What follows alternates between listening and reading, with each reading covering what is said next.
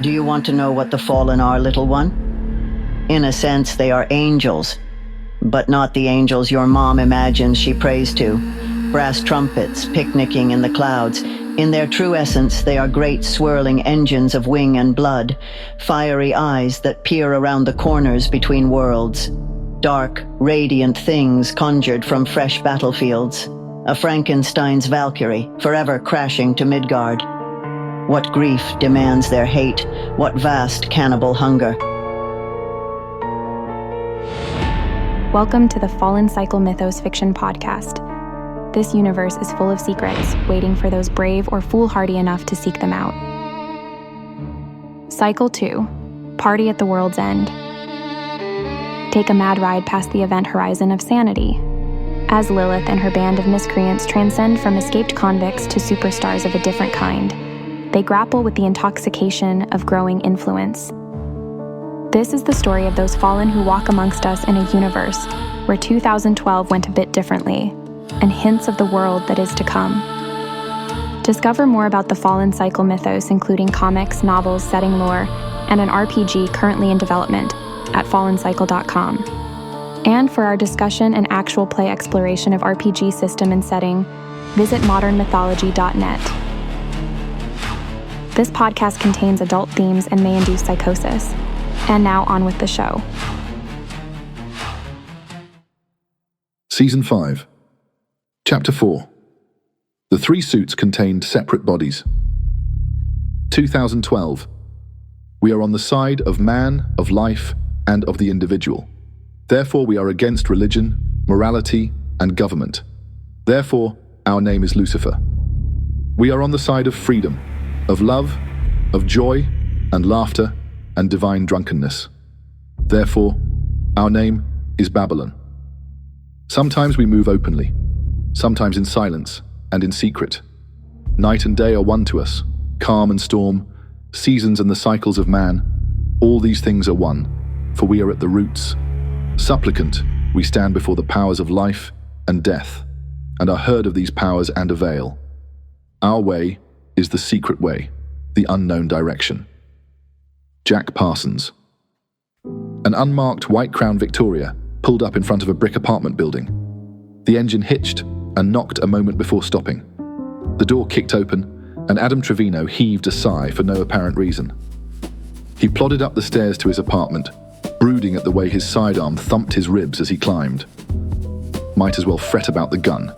Its weight, suddenly uncomfortable, the vast legal machinery dedicated to keeping it in the holster. Better that than to contemplate the empty pocket in his overcoat, where his credentials used to be. The review had taken nearly 2 years, but his suspension was only in its third day. It wouldn't be reviewed for 2 more, and in all likelihood, he would be stripped of rank. Orphaned.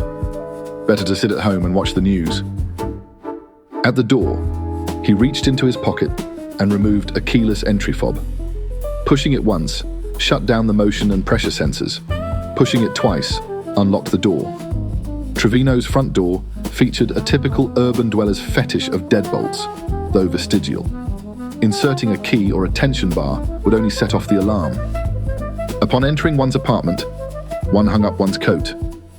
One locked the door and pushed play on the answering machine. One removed shoes and turned on the television against the backdrop of coffee brewing. His eyes caught on the citations hanging on his otherwise bare walls. Bravery, marksmanship, and forensics. None of it mattered, it seemed, after one mistake. He hit play on an old-fashioned answering machine and continued through the apartment towards his coffee machine. Adam, hi. It's Sheila. Look, I know about that suspect vanishing into thin air. The review came down hard on you. It's bullshit, you're damn fine police, it'll blow over, I just know it. Having poured himself a cup, black, no sugar, Trevino flopped onto a worn leather couch. He started flipping through the channels, though he couldn't manage to ignore the damn answering machine. I just wanted to say, we're all here for you, you know? Anything we can do to get you back out there, just call me, okay? Christ, Sheila. Adopt a dog, Trevino grunted. The machine beeped. Next message. There was a long pause. Good evening, Adam. We understand PA-SBI unit no longer requires your services. Subject to 28 U.S.C. 561-D, you are hereby informed of appointment as Special Deputy U.S. Marshal Adam Trevino. This voice sounded somehow more robotic, more cold than the automated voice of the answering machine. Trevino almost dropped his coffee. You report for duty tomorrow, 7 a.m., in room 101 of the Federal Building. Congratulations, Deputy.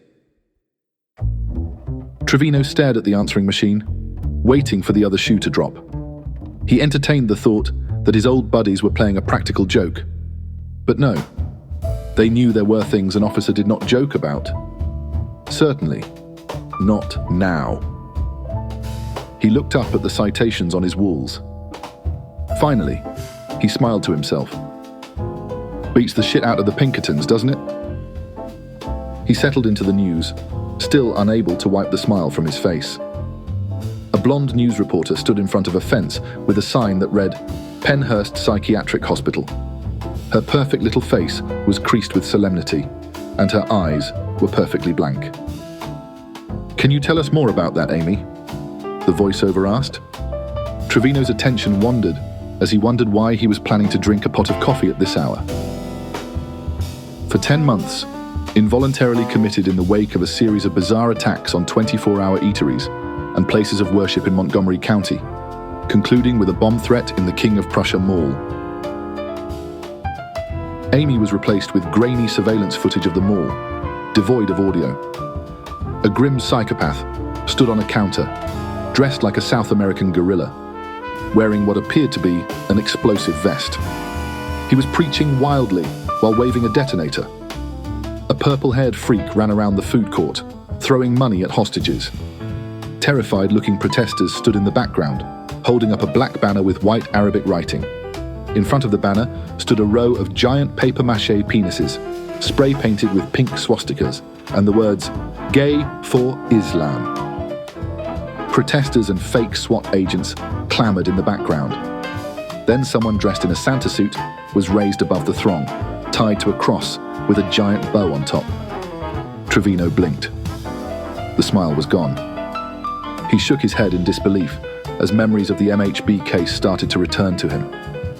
Those kids were obviously not real terrorists, but you simply do not fuck around like that. They ought to be locked up. Amy's voiceover continued. While staff report the two were responding well to therapy and medication, it is now clear their recovery was anything but genuine.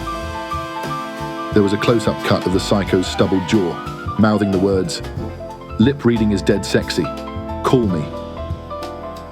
How the fuck could he forget? He'd worked this case 2 years back. Dionysus, the purple-haired one, Jesus. They were caught, fleeing the mall. Dumb luck. And Johnny, a mild, middle-aged adolescent, was implicated in every possible way. Trevino had argued he was innocent of everything save being a clown, but the DA wanted the press. They were written off as head cases, and eventually it was brushed aside. Amy continued, standing in front of Pennhurst's barren gates. In a daring, late-night escape, the two have vanished, taking with them a hostage, 29-year-old Cody Kilroy. Hospital staff are unwilling to comment on their pending investigation. There was a close-up of the rope ladder, dangling from the blown-out window, fluttering in the breeze. Trevino frowned. But Action News has learned that explosive devices were triggered in the course of their escape, before the three fled, apparently on foot. Trevino shook his head. My ass. That ladder's upside down. Loki and Dionysus hit the roof. He turned off the TV, then grabbed Jesus while everyone ran off into the woods, steal a van, join the pursuit, split off. He shook his head and stared at the ceiling. I'm glad you shit-canned me, Major. 12 more hours and this could have been my ass. He frowned again and looked around his empty apartment. I'm the one who needs to adopt a damn dog. All this talking to myself is getting creepy.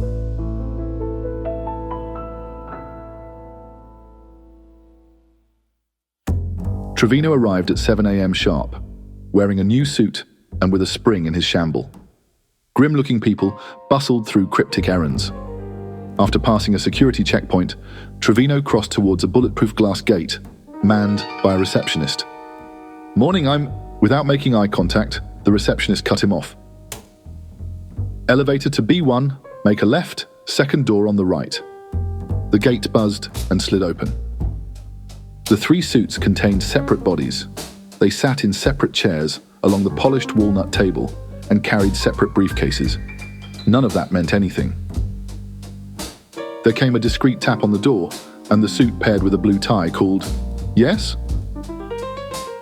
A dour, Eastern European woman leaned in. "Mr. Trevino is here for his interview. Shall I send him in?" "Thank you, Ms. Beta. Have him wait, please." She nodded and slipped out. The three drained of animation and turned their attention elsewhere. Folders opened, pens went into motion, and knuckles thoughtfully cracked. Ms. Beta. With post-Soviet efficiency, Trevino was bullied through the door.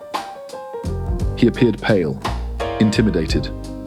The suits relaxed as he took in the seal on the wall behind them. They sat on one side of the table, each one equal parts salesman and bureaucrat. Between them were a badge and a thick file, bearing the classified stamp. Like hungry cats, all three sets of eyes latched onto Trevino as he sat stiffly and tried to appear competent. Special Deputy Trevino. Adam. Welcome. He shook each of their hands in turn, unable to tell them apart. They may as well have been triplets. SBI's loss is our gain. Glad to have you. Sit. One of them pushed the badge across to Trevino, while the others passed him the file. Trevino put the badge in his pocket and patted it. Let's hope it stays there. He gestured towards the folder. May I? Your clearance was updated this morning. That's the spirit. We approve. Trevino raised an eyebrow, feeling a vague twinge of memory. Something about a scene from Macbeth. He pushed it away and opened the file. He was immediately confronted with the close-up of Dionysus from the previous night's news footage. You worked the Mother Hive brain case in early 2011. Is that correct? While the case from 2008 was still under review, remanded these 2 1/3? 2 went by monikers: Dionysus, Jesus, and Johnny Jones. Sir, Trevino started. You don't look happy, Adam. He continued turning the pages in the folder. Happy doesn't enter into it, sir. Though that name never meant anything. It was just something for the news.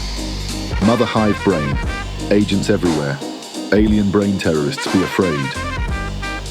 4 madmen and an insanity defense. There were 3. That we made, Trevino said. This one. He tapped a photo of Loki and several other terrified patrons being escorted from the mall by solicitous firefighters, stayed out of the file. He remained at large, and I believe he broke the other 2 out last night. This theory wasn't well received at SBI, I take it. Trevino laughed bitterly. It wasn't like that. We just had nothing and said nothing. With these 2 in custody, we closed the file. Good guys win. Film at 11? Yeah, something like that. So why DOJ? They're just a bunch of punks. We have reason to believe these individuals are, or will be, instrumental in a widespread terrorist conspiracy to manufacture domestic insurrection in advance of a series of attacks. We want them, Deputy. Trevino closed the file and tried very hard not to laugh. I don't see that here. What am I missing? Nothing. That's why you're here, Adam. Your mission is to gather human intelligence on these subjects, liaise with our office to correlate your reports, and build a domestic terrorism case. Once you've gathered sufficient information about all their associates, only then do you take them down. The 3 looked queasy. Nothing in their vocabulary enabled them to tell Trevino the simple truth, that those 3 had to be stopped. They could barely think it, let alone express it in human language. Their only answer was a deep, blind howl in themselves, a primal negation of those in that folder who could not be allowed to live, could not awaken to the knowledge of what they really were. It wasn't even what they thought, that they were reincarnated demigods. It was something far, far worse. Trevino blinked, finally taking their awkward silence as a kick under the table. So, let me see if I understand you. I locate and observe the subjects, determine if they have co-conspirators, investigating them as well, if they do. Then, once I have sufficient information and evidence, I am to ask them to accompany me to the nearest duly constituted authority for whatever reason seems most convenient. And when they resist with deadly force, I am to prevent civilian casualties by dropping them all in their tracks. Am I correct? The suit's deflated. Precisely, Agent. You start now. Emphasis on now. Good luck, Deputy. We'll be in touch. The door closed behind him, and the three slumped in their seats like discarded dolls. They had another meeting in an hour with the military people, and bodies need their sleep.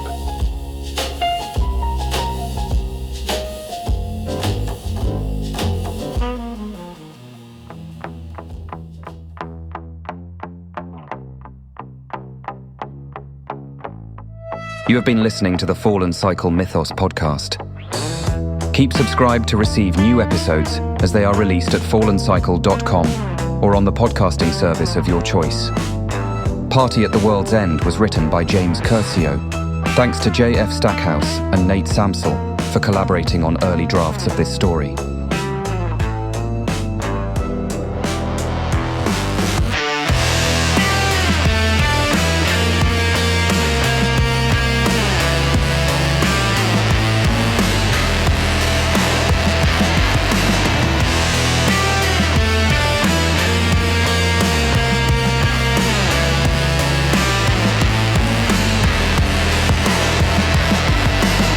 The soundtrack was produced by James Curcio, with special thanks to various creative collaborators for inspiration and soundtrack source from old sessions, including, in no particular order, Scott Landis, Sean Marsden, Jen E., Sarah and Rahul Iyer, Martine Della Ruffa, David Bessel, Ari, and Nate Samsel.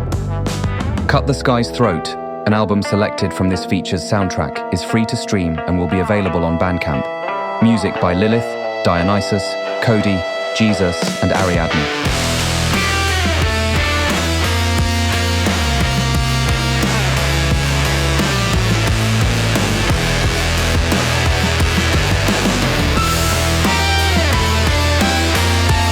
A statement on the use of neural networks is available on our website for those curious about how we do and don't use these technologies. This podcast is Creative Commons 3.0. Attribution, share and share alike, non-commercial use.